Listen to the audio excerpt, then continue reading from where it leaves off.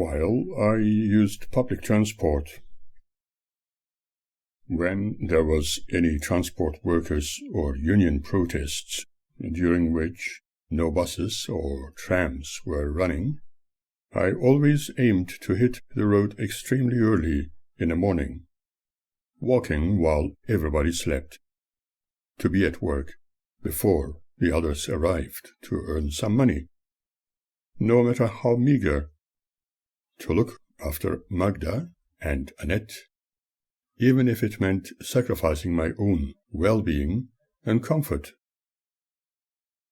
I'm not saying this to gain sympathy, but because it describes my characteristics on an as-is basis.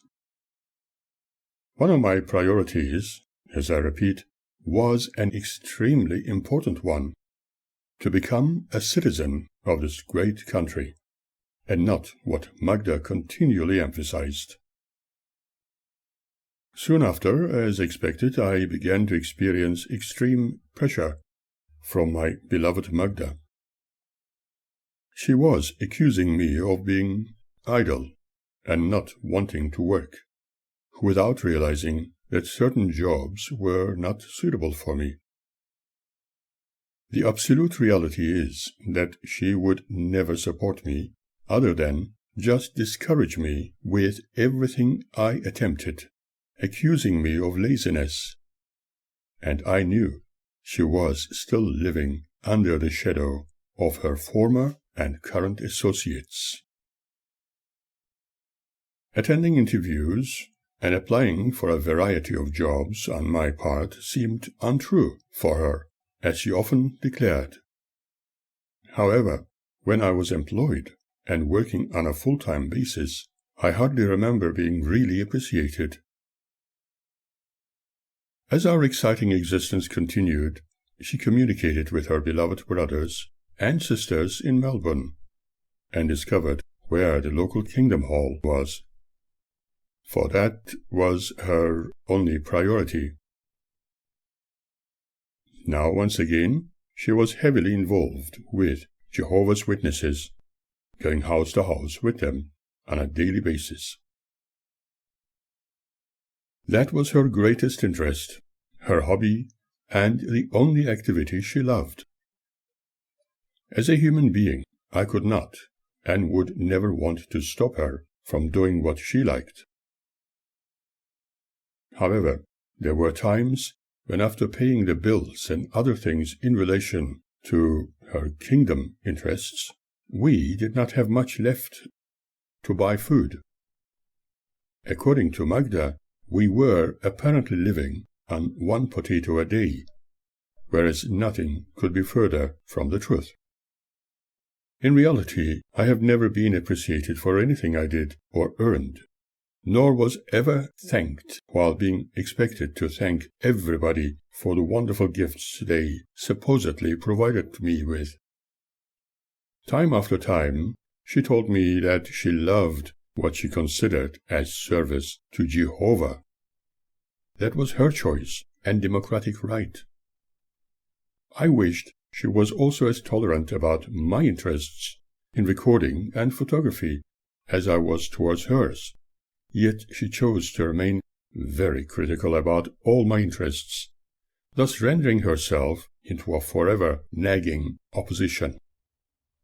Oftentimes, when she desired to lecture me about my shortcomings, for apparently they were too many, she used to advise me to concentrate more on my priorities. We must never neglect Jehovah's interests, for our lives depend on him. We should thank him day and night. And a real man must look after one's family, no matter how he earns his money through hard work, even if it is toilet cleaning. Obviously, she wanted to be married to a toilet cleaner. I was subjected to this torment on a daily basis. I found it easier never to listen to music, take any photographs, or read interesting books on science, only listen to her endless nagging. Another philosophy of hers was that I had to respect everybody so that I could also be respected. She used to repeat it at every opportunity. Respect must be earned. What she probably meant was that I had to respect her, while she never needed to respect me. My understanding was that this had been the education she was subjected to when living with her parents in Germany. She opposed all my academic interests and constantly told me she did not want to be materialistic. What I am saying need not be considered as a complaint, for it is not. It is, however, an analysis of a real-life situation.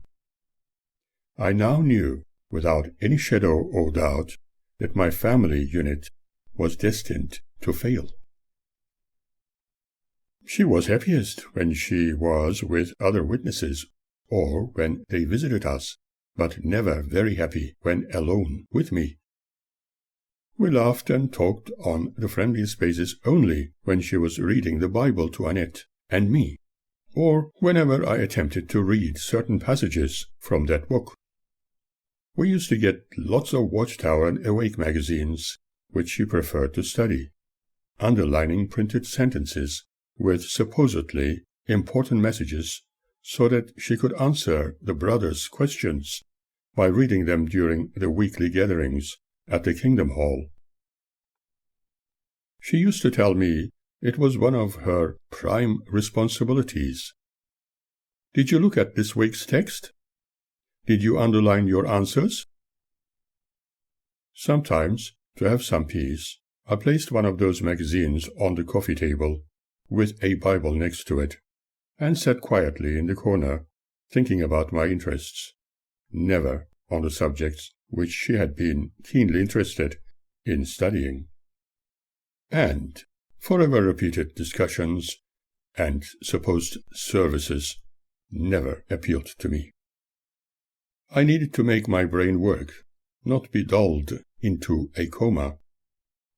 I found myself following her dictates under duress for peace sake, but I had to distance myself from it in order to concentrate on more important issues, which were very materialistic in nature, even if it meant breaking away from the clutches of Jehovah's Witnesses.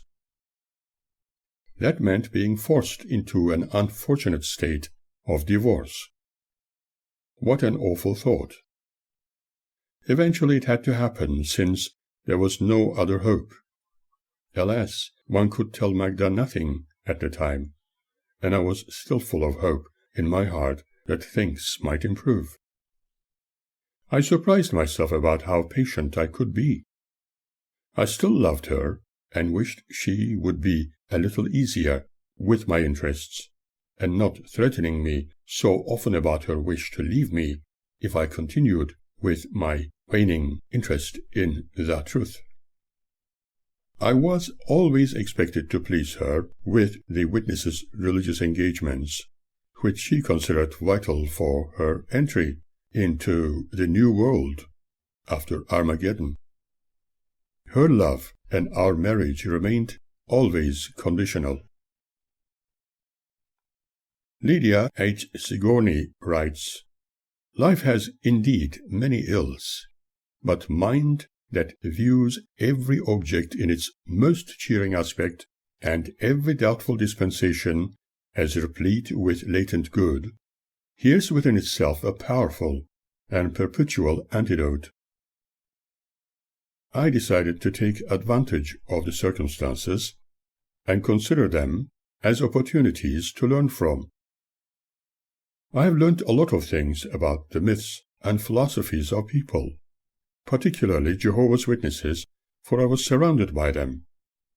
I have never been against other people's beliefs.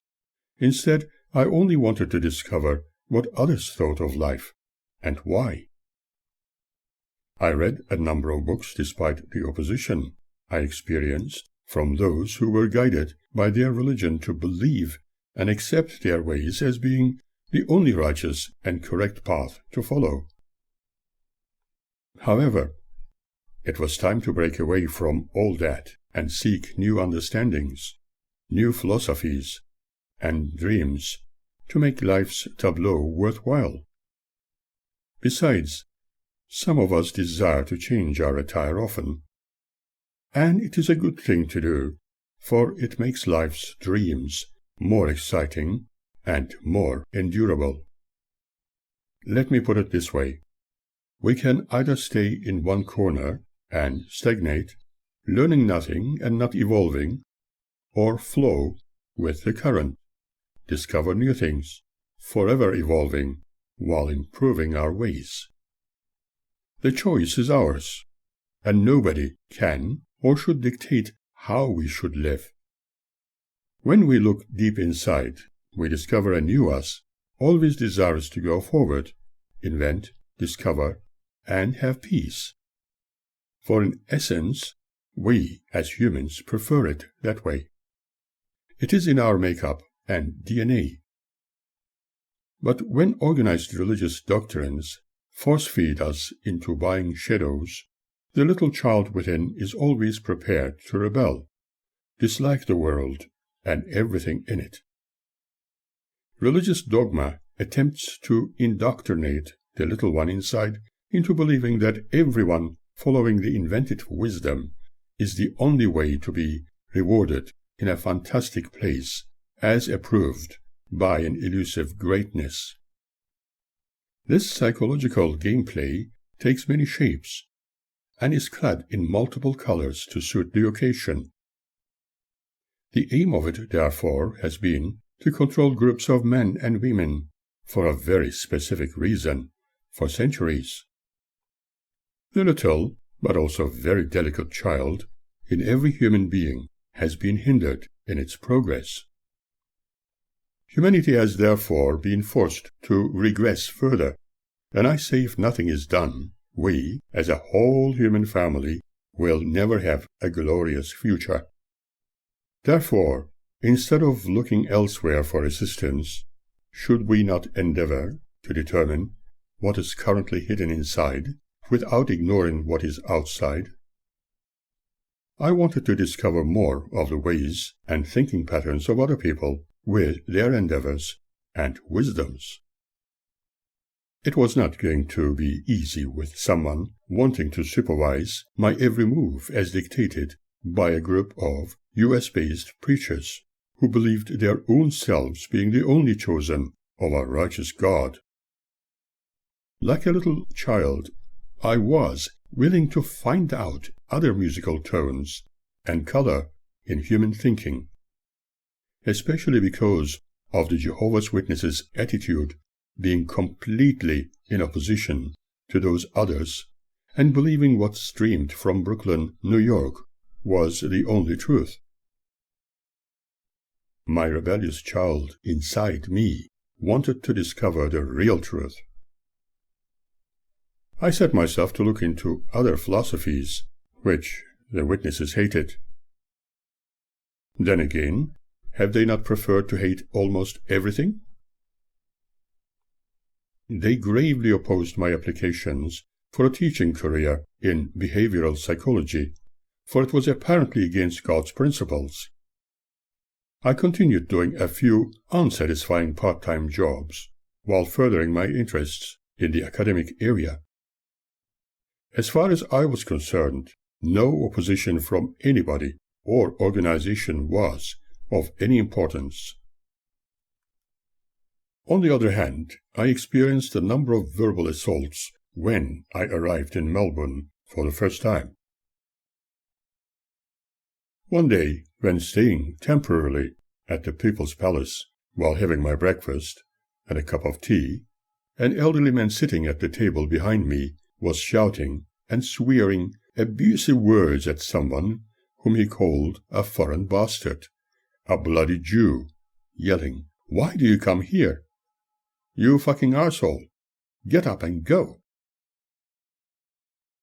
There were no other foreigners I could see when I turned around to find who it was shouting.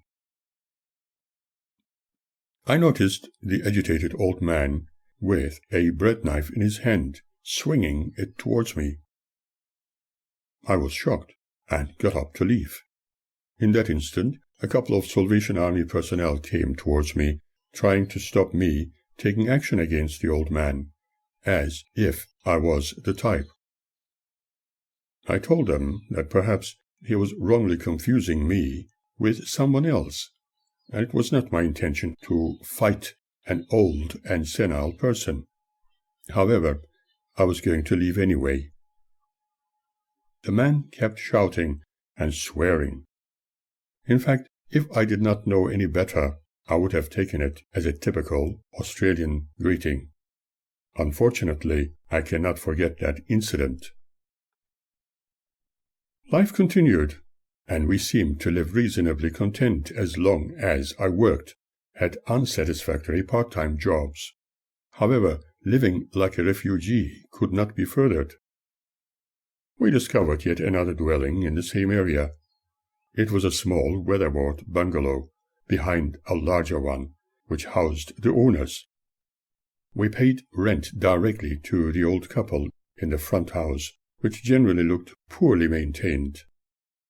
They had 2 pet dogs, one black and white, and the other dark brown.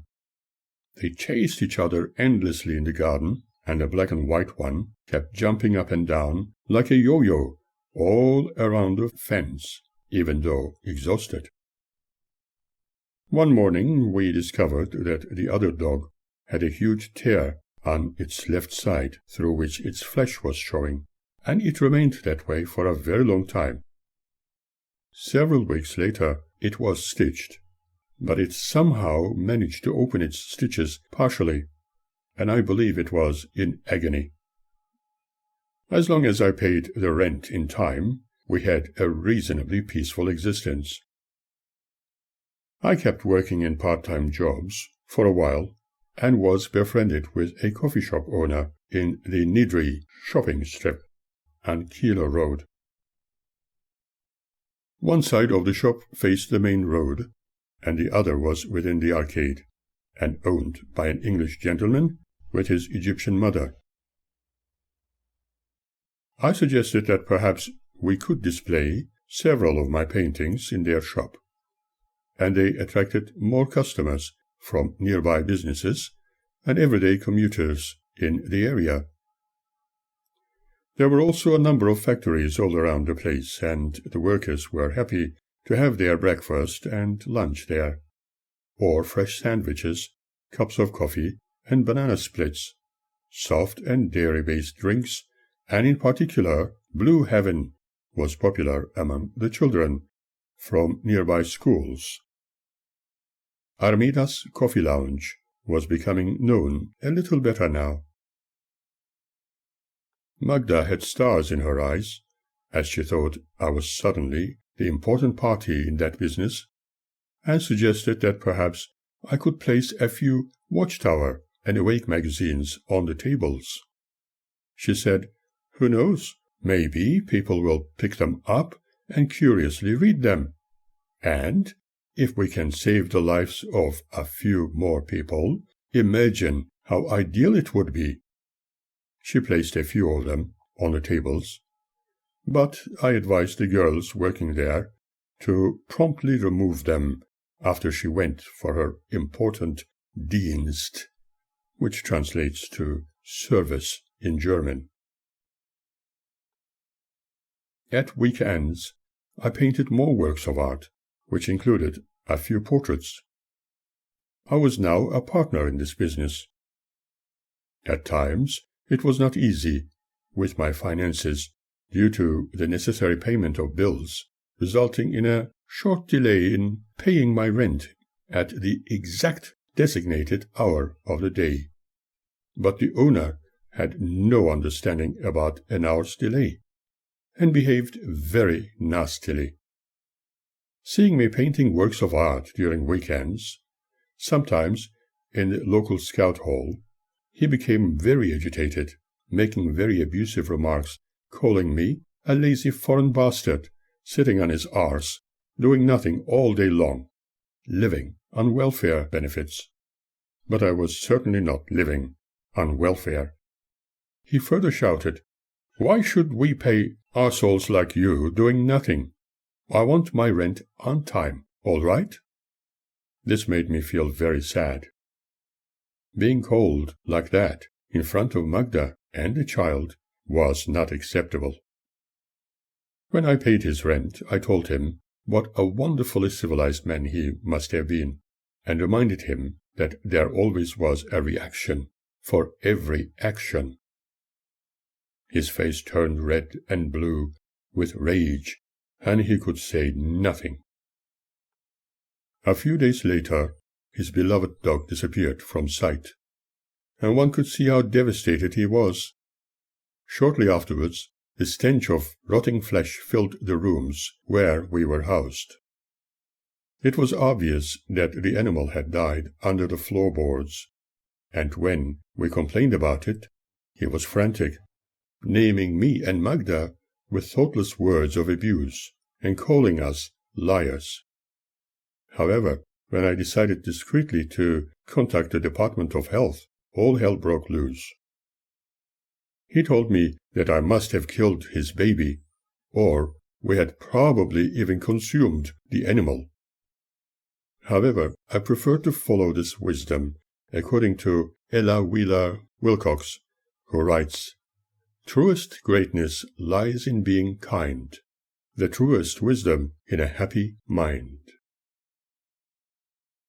At the time, I was also beginning to do a small reorienteering course in Melbourne, so that I could communicate with people in Australian English. Although it was not an absolute must, I felt it would be nice to communicate with Australians like Australians did, but at the same time, to be fully accepted to practice psychology in Melbourne, I was required to attend a course to be officially recognized with my qualifications for a period of time. There was so far no qualitative agreement between the Australian government and Germany as far as recognition of overseas qualifications was concerned, and to be fully recognized with my educational background, I had to go back to study. It was a little hard to take, but surely I could not have wasted my time studying in Europe. On the other hand, I had again been informed that during the 1990s I, like those others with European qualifications, would be able to practice in Australia without any further questions being asked. Frankly, it did not make much sense, yet I was very determined to practice my profession under all circumstances, even when I had to put up with extreme opposition against the practice of psychology expressed from the witnesses, encouraging their faithful servant Magda to follow. She did so down to the minutest detail. However, nothing would satisfy me other than being employed as a professor at one of the universities, practicing what I had studied for years.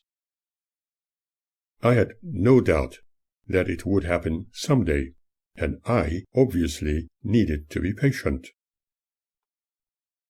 I looked for more suitable accommodation, a house we could proudly own. Because she was pregnant, I believed that having a house of our own would be ideal. On one side, the coffee lounge was flourishing, and I was busy creating more works of art. On the other, we were visiting display houses around the Melbourne suburbs. One Brighton house and a few others attracted my attention. She did not wish to live somewhere with many steps. We discovered a beautiful split-level house displayed by the A.V. Jennings Real Estate Company. Personally, I saw great potential there, but again Magda was not pleased. In fact, she was never pleased with anything. I thought that maybe it was due to her current health condition, but when she started telling me that she did not want to be materialistic, I knew her characteristics of only pleasing God was very evident.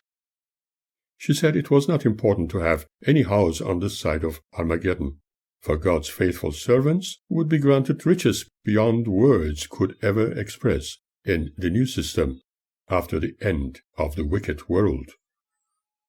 Yet, after all the coffee shop and our own expenses were met, I intended to surprise her with a house. Perhaps I needed to respect her and move out to another rental property, which needed to be closer to where a local witness congregation was.